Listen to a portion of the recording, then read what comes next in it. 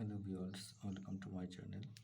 আজ তোমাদের এই ভিডিওতে আমি দ্বাদশ শ্রেণী 4th সেমিস্টারের দর্শনের ইউনিট 1-এর কিছু কোশ্চেন সাজেশন দিচ্ছি। এগুলো শেষ মুহূর্তের জন্য গুরুত্বপূর্ণ কোশ্চেন। এখানে রয়েছে, দেখতে পাচ্ছ, প্রথম অধ্যায় সত্য সারণীর সাহায্যে বচনের সত্য মূল্য নির্ণয় করো। এখান থেকে তোমাদের 2 অথবা 3 মার্কের কোশ্চেন আসতে পারে, সেগুলো আমি দিয়েছি। এগুলো খুব ইম্পর্টেন্ট কোশ্চেন এবং আমার এই প্রশ্ন এবং ভিডিওটি যদি ভালো লেগে থাকে তা আমার চ্যানেলটি প্লিজ সাবস্ক্রাইব করে দেবে। আর পরের ভিডিওটির জন্য দেখো, প্রথম প্রশ্ন, ফল স্তম্ভ বলতে কি বোঝো? এটা 2 মার্কের কোশ্চেন আসার সম্ভাবনা। শত মিথ্যা বচনাকার কাকে বলে বা বলতে কি বোঝো? আপাতিক বচনাকার কাকে বলে? এই 3টে 2 মার্কের কোশ্চেন। যদি পি হর্ষের কিউ বা এমপ্লয়েজ কিউ ও মিথ্যা হয় তাহলে কিউ এর সত্য মূল্য কি হবে? এই একটা 2 মার্কের কোশ্চেন আছে। এইগুলো তোমাদের সত্য সারণীর সাহায্যে সত্য মূল্য নির্ণয় করা যেগুলো রয়েছে সেগুলো সূত্রগুলো ভালো করে দেখে রাখলে এই সমস্ত প্রশ্নগুলো উত্তর তুমি হামেশাই পারবে। তারপরে কোশ্চেন দেখো, যদি পি ভেল্ট কিউ মিথ্যা হয় তাহলে পি ট্রিপল বার কিউ এর সত্য মূল্য কী হবে?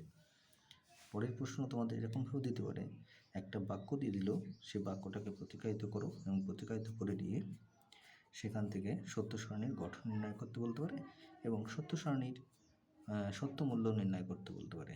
তা যেমন একটা প্রশ্ন আমি এখানে দিয়েছি, দেখো, প্রদত্ত বচনটিকে প্রতিকায়িত করো এবং তার অনুযায়ী সত্য সারণীর গঠন করো।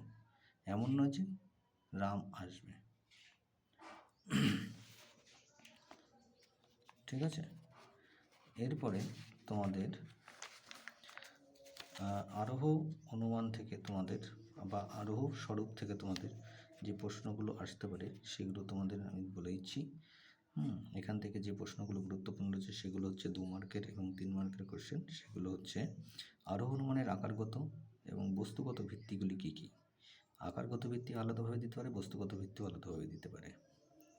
তারপরে প্রশ্ন রয়েছে, আরোহ সংক্রান্ত লাভ বা ঝুঁকি বলতে কী বোঝো?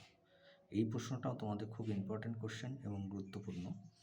তারপর প্রকৃতির একরূপতা নীতি বলতে কী বোঝো বা কাকে বলে? তারপরে প্রশ্ন 4 নম্বরে রয়েছে, উপমা যুক্তি কাকে বলে? উদাহরণ দাও বা মূর্ত দৃষ্টান্ত দাও, দিতে পারে। তারপরে দেখো, সামান্যীকরণ কাকে বলে রয়েছে। এই কোশ্চেনটা খুব ইম্পর্টেন্ট, সামান্যীকরণ এই বছরের জন্য। এছাড়াও রয়েছে, দেখো, পরের কোশ্চেন 6 নম্বরে, উপমা যুক্তির মূল্যায়নের একটি মানদণ্ড উল্লেখ করো। এটাও খুব ইম্পর্টেন্ট কোশ্চেন। তারপরে রয়েছে, দেখো, মন্দ উপমা যুক্তি কাকে বলে? মন্দ উপমা যুক্তি কাকে বলে? উদাহরণ দাও। এখানে মূর্ত দৃষ্টান্তও দিতে পারে, বাস্তব দৃষ্টান্তও দিতে পারে। তারপরে রয়েছে বৈজ্ঞানিক অবৈজ্ঞানিক আরোহ অনুমান কাকে বলে? পরের প্রশ্ন রয়েছে 9 নম্বরে, অবৈজ্ঞানিক আরোহ অনুমানকে লৌকিক আরোহ অনুমান বলা হয় কেন? তারপরে 10 নম্বরে রয়েছে, দেখো, ভালো ও মন্দ উপমা যুক্তির মধ্যে পার্থক্য। আর 11 নম্বরে রয়েছে, আমরা একটি বিশেষ সত্য থেকে আরেকটি বিশেষ সত্যে উপনীত হই কেন বা কোন আরোহ অনুমানের মাধ্যমে, সেটি ব্যাখ্যা করতে বলছে। আর লাস্ট কোশ্চেন এখান থেকে আমি রেখেছি, আরোহ অনুমান ও বৈজ্ঞানিক আরোহ অনুমানের মধ্যে পার্থক্য। তাই এই হচ্ছে তোমাদের আরোহ স্বরূপের থেকে যে প্রশ্নগুলো এই বছর তোমাদের জন্য খুবই গুরুত্বপূর্ণ, সেগুলো একটু তোমরা ভালো করে দেখে নিও। আর পরের ভিডিও পাওয়ার জন্য আমার এই চ্যানেলটিকে সাবস্ক্রাইব করো। আর ভালো লাগলে অবশ্যই কমেন্ট করবে।